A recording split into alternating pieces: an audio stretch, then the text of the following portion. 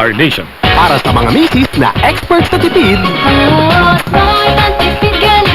sa 200 grams ng Smart Dishwashing Paste, kaya ang 1,200 plates.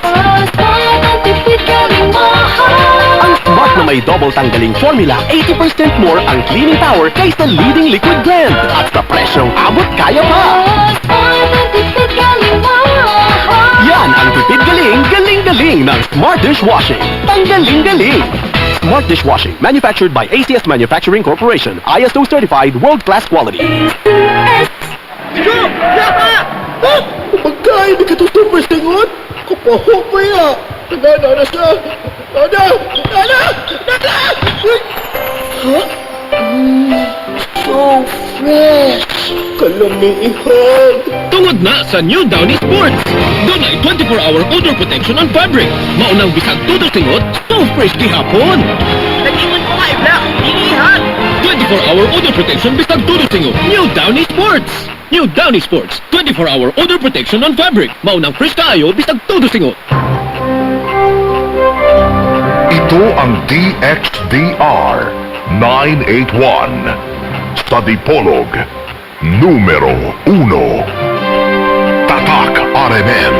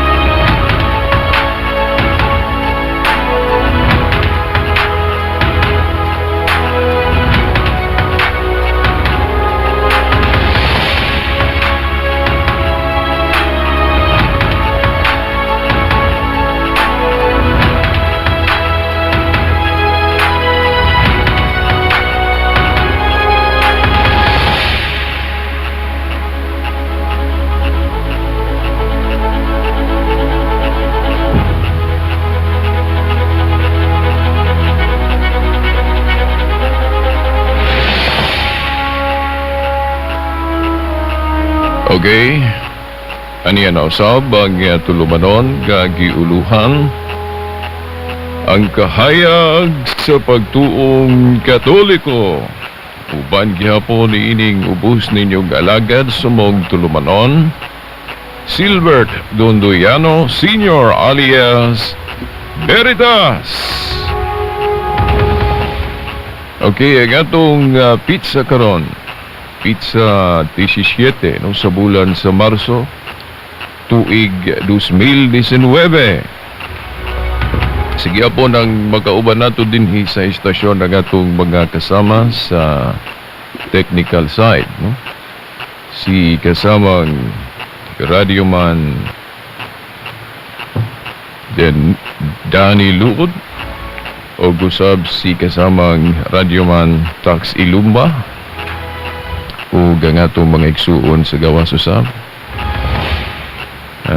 Wa ko kabantay. Sige apon atong timbaya sa atong amahan din sa istasyon no? Si kasamang Edgar Dagumo uban na sa mga kaubang mga radio band. Sige apon maayong adlaw sa Ginoo kanatong tanan.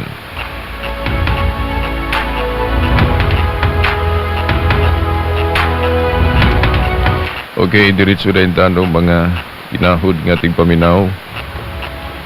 Sa miaging Domingo, atong gihiskutan ang kanabang pagpahibugat sa duha ka kasabutan nga dili gayud banagsama.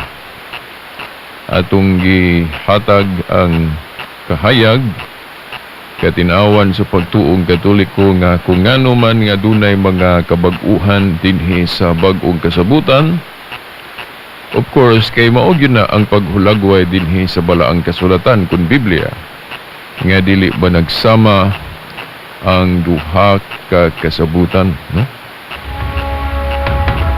Ang bag-ugod Unya katong usadaan ay lang yun kalimti no kanang giasoy ni Jeremias sa kapitulo 31 versikulo 31 hangtod 32 nga lahi o dili sama ang bag-ong kasabutan sa daan.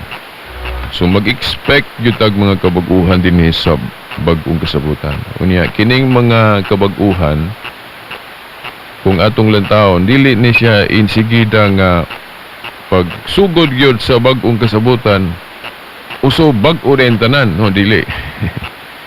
Dunay kanang gitawag og gradual change.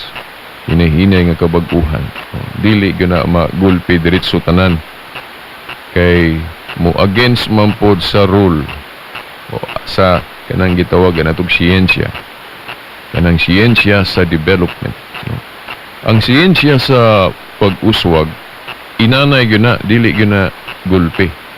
Kay matud pa sa mga doktor kana bitang adik na gyud kay nga tanan imo nang kanang bag-uhon bag-uhon nimo na dili biya kuno insakto o maayo nga imong gulpihon do na gali na inanay nga pag-undang sa naandang dili mao kay kung magulpi kuno dili man gyud maayo ang sangputan pod mabigla ba dili bigla. So, hinay-hinay. Mao na nga, ang mga kabag-uhan sa bag-ong kasabutan, ingon ana pod inanay, dili gulpi.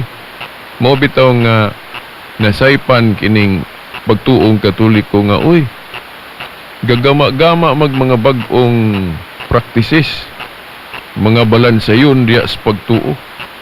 Nga, ang sa Biblia, na diha gihatag sa mga apostoles ang example. So kung sa ilang pakita sa una mao ra gyud toy awaton dili na gyud mag-uswag pa di na gyud magdugang maglambo na kung kana ang klasiyas pagsabot mo ay atong sundon makaingon man ko nga way nakatuman nga tinuhuan nganong man kay bisan mga nagkadaiyang tinuhuan ron nag-uswag man gyud di man gyud ka makaingon nga og unsa to pagsugod sa mga apostoles mao ra gyud to ang itsura na man gyud pag-uswag kana laging kining atong Biblia o balaang kasulatan naa naman gyud ni langkob na gyud ning daan og bag-o unya gibutangan pa gyud og mga timaan o mga timailhan kana bang mga numero. Di ba panahon sa mga apostoles ang ilang kasulatan nga gigamit dili pa ingon ani karon nga bukbay na nga naanay daan og bag-o. Panahon sa mga apostoles ang humandaan og available nga mga scripture katupang daan kasabutan wa pay bag-o. Di ba? Labi na sa wa pay nakasuwat nga bisag usa ka apostol sa bag-ong kasabutan. Gani wala pang gyud po toy instruction ang Ginoo nga manulat sila mga apostoles. Wa man sila ingning nga oy Apostol Pablo pagsulat. Mateo pagsulat. Wala man gali sila sulti sa Ginoo nga magsulat sila. Ang mabasa lang gyud sa Biblia nga gisugo sa pagsulat niya kana ra pong sa pinadayag revelation no nga si Juan giingnan sa Ginoo nga isulat ng panahon nga akong ipakita nimo. Pero ang ubang mga apostoles wa gyud instruction diri sa Biblia nga giingnan sa Ginoo nga hoy pagsulat mo. Wala. Di ba?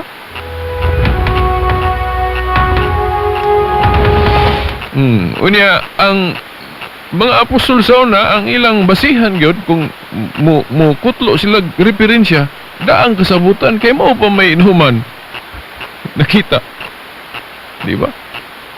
Gani sa kanon sa akong nahibaw-an kanon sa mga Hudiyo dili gani gyud ingon nga usa kay duha man to ka kanon nga dili parehas og ihap na ay ihap nga Alexandrian kanon nga pattern kayo aning Old Testament gyud sa Katoliko nga naa gyud tong Makabeyo, Sirach, naa gyud to. Ngunya sa Palestinian kanon kay kulang mag 7 ka libro. Dili parehas. So, ang mga Hudiyo gali sa una, sa ilang panahon, wala gali sila masitol, unsa kay opisyal nga kanon sa daang kasabutan. Kay duha man ang ilang kanon, Alexandrian ug Palestinian. Di ba? Oh, unya wala pa butangig numero, ti mailhan. Now, sa history, mga Katoliko ra may gabutang-butang anig mga timaan, ti mailhan, no? Mga tinahod nga ti paminaw, wala mo kay baluana. Oh, di lang gali ko ka-memorize. Wa po na ko madala dito ang akong guide anang pagkahimugso aning Biblia giunsa ni. Oh. Mga Katoliko na pipila ganing ka obispo mao gi utok. Prime mover aning paggama, pagbutang og timaan, pagbutag numero sa atong Biblia. Oh. Kay ang panahon sa mga apostoles, wala pa man sila magbutang og timaan nga kanang butangag numero para sayon tun-an ba? Sayon hinumduman, wala pa. Oh, sa ato pa ang simbahan galambo. Unya kining kalambuan ra ba? Oh? Sa pagtuong Katoliko kay Katoliko may kabutangan nagnumero. Oh, chapter ug bersikulo. Oh, kanang kalambuan nga gihimo sa Katoliko ni anang atong kasulatan gigamit po na sa ubang tinuhuan karon, di ba? Kinsa mang Biblia ron diri sa mga dili Katoliko nga walay numero, walay timailhan. Oh. Di ba? Na tanang mga Biblia ron naa man joy kapitulo 1 bersikulo 1. Unya, kinsa may gihimo ana, di ba Katoliko? Unya, panahon sa mga apostoles, wala pa man na nila gibuhat. Kato pa, uswag yun ang simbahan. Na karon kay dili namang yun eksakto parihas yun ang dagway. Kay ning lambo man, hing uswag man sa ato pa, mayroon ta nga adili na tinuod ng Katoliko kay lahi naman, ni uswag naman. Oh, makaingon ba ka na? Dili oy. So kung moingon mo nga oy, naa may paglambo veritas, tinuod man na. Okay, naaman sa Daniel 12:4 gi tagna man diha nga dunay gay paglambo sa kahibalo. Oh, sa to pa kung mulambo ang kahibalo gitagna na Daniel 12:5. Sa to pa ang iyang mga reflection, ang iyang mga responses mulambo pud mo man ay siyensya. Labi na nga ang bag-ong kasabutan lahi. So i-pattern nato sa asa man nato i-pattern ang bag-ong kasabutan sa teaching ni Jesus Christ. Di ba kay si Pablo nag-ingon man gud sa Colosas 2:14-17 ang katong daang kasabutan, mga practices katong tulumanon sa kalan-on kuno gipasabot niya nga dili na kay gitapos na ni Kristo sa krus. Tung ilagaling mga panagtigo, mga piyesta nila, gitapos ni Kristo sa krus. Giapil pagalin ng Sabat, no? Nang iyang ceremonial essence ra mo gitapos, giilisan og bag-o. Nga imbis 7th day of the week, giilisan nag-unang adlaw simana. Okay, ceremonial man ang pagpatunong sa adlaw. Pero mutakdo gihapon ng bisag kanang unang adlaw sa semana, mahimo gihapon ng ikapito. Kung ibase gyud sa balaod.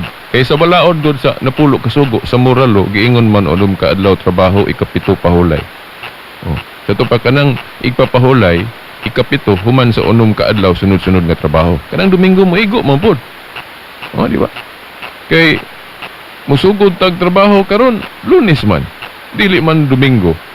Di ba? So ang atong ikapito Sunday. So ikapito gyapon ng Domingo. Di ba? Kung ibase sa balaod. Pero kung moingon ka, unsa mang adlaw gyud ang ikapito ka adlaw semana, ay lalis. Ikapito ka adlaw semana, Sabado gyud o Saturday. Wa na lalis kay mo naman ay nato unang adlaw semana Domingo.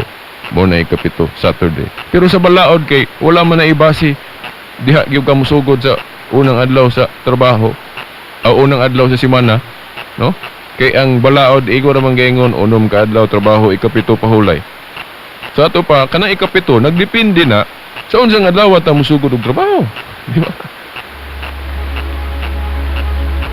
So bitaw sa katekismo, gitawag mag 7th day pod ang Lord's Day nga Sunday, no? Basahan ninyo ng katekism 1166, no? Di ba? kanang atong katikise murang po nagbiblia kay gipangbutangan po na sa mga obispo ug numero para sayong tun-an ba, di ba? Pero ang mga apostoles sa una wa pa nakahimo ana, di ba? So mao na nganong ako ning gihisgotan kay aron maghinay pa ta og hukom ba sa Katoliko nga kung galambo siya sabto na dayon nga nisimang na dili na kay tagna sa Biblia nga adunay paglambo, di ba? Now duha ka klase ning kalambuan, pagsimang sa sugo sa Dios ug pagtuman ra gihapon. Dili tanang paglambo pagsimang, di ba? Kanuan kay bisan sa bagong tugon si Kristo gatudlo man gyud og paglambo sa iyang iglesia. Nga dili gyud nato isipon ba nga og unsa to sa ila sa una mao ra gyud to. No, asa man na mabasa sa Biblia nga si Kristo ga tudlo og paglambo. No? Nya, sugo gyud na niya nasa Juan 14:12 kung ako masayo. Basahan ninyo inyong Biblia, Juan 14:12. Klaro kay diri no, mga tinahod nga tigpaminaw. Giingon diri oh. Akong basahon na, Juan 14:12. Ang tinuod mao kini. Ang mutuo kanako magbuhat sa akong mga buhat ug magbuhat siya labaw pa niini kay muadto man ako sa amahan. Tanawa. Supak ba si Kristo kalambuan? Ang mutuo kuno niya magbuhat siyang gibuhat sa tupag sa tong iyang gibuhat sa una. Og magbuhat siya labaw pa kuno sa iyang gibuhat nga naman kay di man gud siya magdugay balik man siya kasa sa gikan, di ba? So kita kay taas pa man tag higayon so daghan pa tang mahimo. So dili supak si Kristo anang paglambo, pero bantayan lang nato nga kanang atong paglambo nahiuyon ra pod sa gitudlo sa Ginoo diri sa Biblia ug kun siya ang gitudlo diri sa ebanghelyo, di ba? Dili kayo kung sa tuwid sura sa una mao ra gyud no, dili nga mao.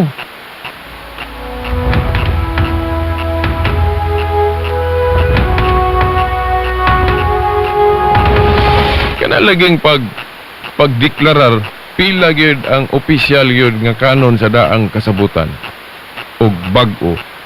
Now, kung atong tanaw ng history sa mga Hudiyo, wala pa biyagi sila masitol anang ilang ihap sa kanon kay puros Hudiyo ha.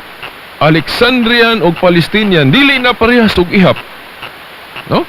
Kadtong Alexandrian canon mao'y pattern gyud sa Katoliko ang daang testamento 46 books, no? 46 books.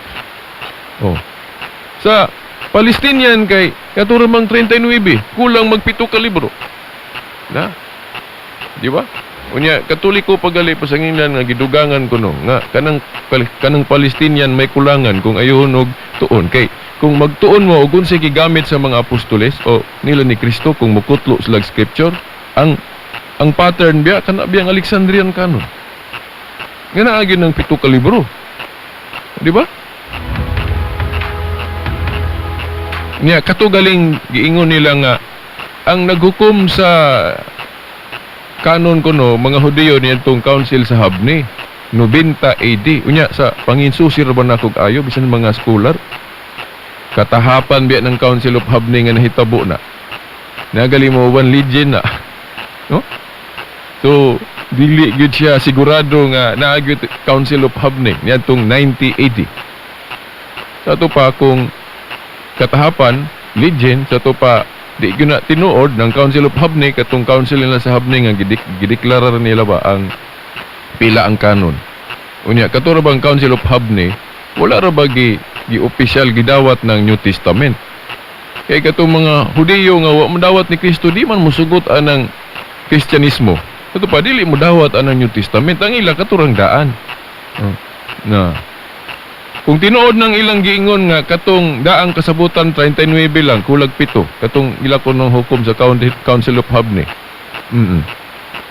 Nya kay katahapan man na granting og tinuod tong Council of Habni nga isipon na to tong mao gyud opisyal katong 39 ra ang daang kasabutan wala tong makabiyo sira ko unsa pa diha nga kanang 7 ka libro. Granting nga tinuod tong Council of Habni. Now ako mangutana during that time, 90 AD, naabay authority ang mga Hudeo? O nabalhin na sa mga Kristiyano ang authority? Magklaruhan na ikunutaan na mga igsoon. Okay? Ang authority biya sa daang kasabutan, tinuod to katong mga pari sa daang kasabutan. Katong mga leaders sa relihiyon sa daan. Pero pag sugod biya sa bagong tugon, nabalhin biya ang authority, naana biya sa mga Kristiyano, na sa mga apostoles. Unya dili biya na parihas ng grupo sa mga apostoles o katong mga Hudiyo nga wa modawat ni Kristo. Magsige biya na sila glantugi. Di ba? Nya nganong motuo man ta atong Council of Habne kung tinuod na no dili na legend. Nganong motuo ta na nga wala na may authority to sila kay ang authority nabalhin naman sa grupo sa mga Kristiyano. Di ba? Unya kung lain pa, kung tuhuan na to tong Council of Habne, anong motuo man ta ato nga wala man galin nila dawata ang New Testament. Di ba? Nya nganong kamo nga ni dawat atong Council of Habne sa ihap sa daang tugon. Nya ngano man ninyo i-appeal po to nga appeal man to sa ilang council nga dili tuhuan ang New Testament.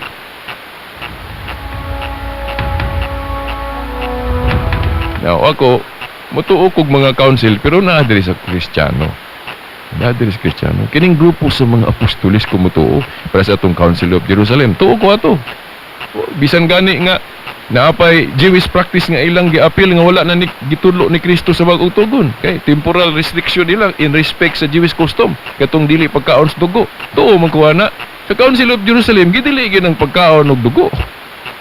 Pero that was a Jewish custom. Temporal restriction nga wala gibase sa panudlo ni Kristo sa New Testament. Temporal restriction na to. Valid gyapon to. Di mo kumingog invalid to kay naagoy authority ang mga apostoles.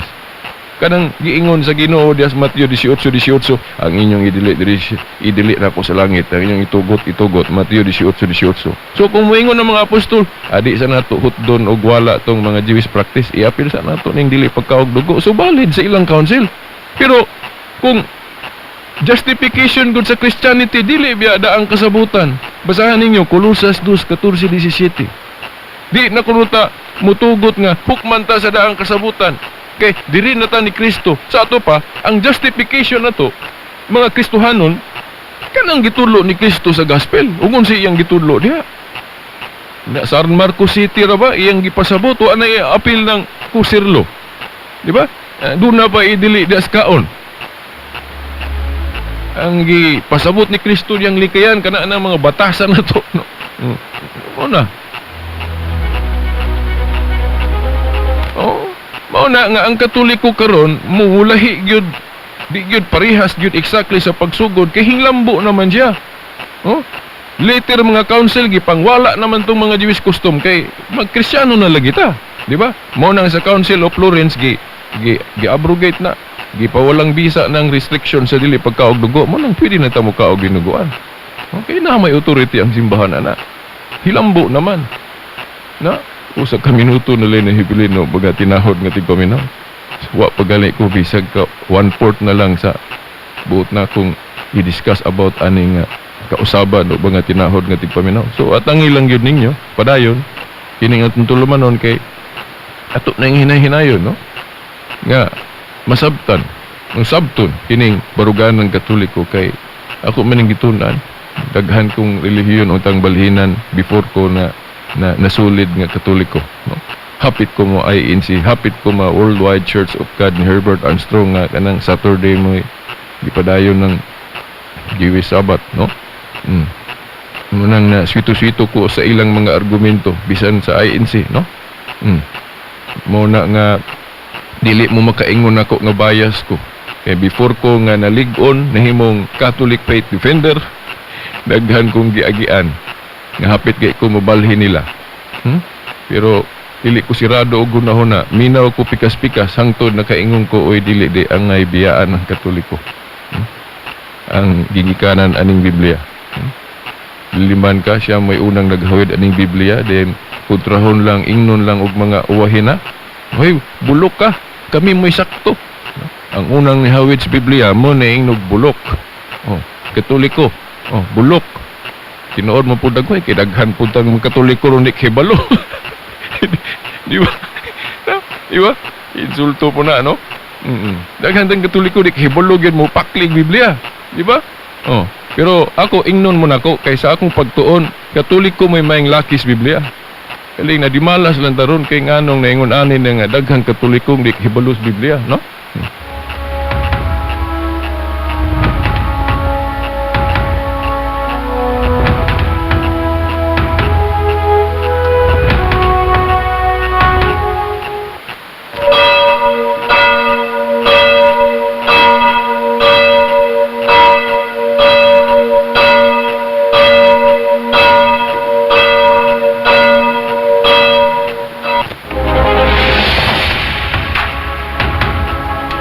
Okay, wala naman tayo kung panahon, no? Mga tinahod nga tigpaminaw. Ayaw po kalimot, no? Basin unya, no? Makaapil ko sa sangka, no? Wala una. Pero murag na ay may schedule nga dialogue, no? Discussion. Basin dili ko kaapil unya. Pero pagka alas 8 gabi mo, apil ko kay tulumanon man na sa grupo na mo sa Catholic Faith Defenders, no? Sa landog sa Kamaturan, no? Alas 8 sa gabi, no? Atangin ninyo karong gabi. Okay, hangtod sa sunod Domingo pohon sa mga oras sa istasyon. Kini inyong higala, no? Si Veritas. Sa ngalan samahan sa anak si Espiritu Santo. Amen.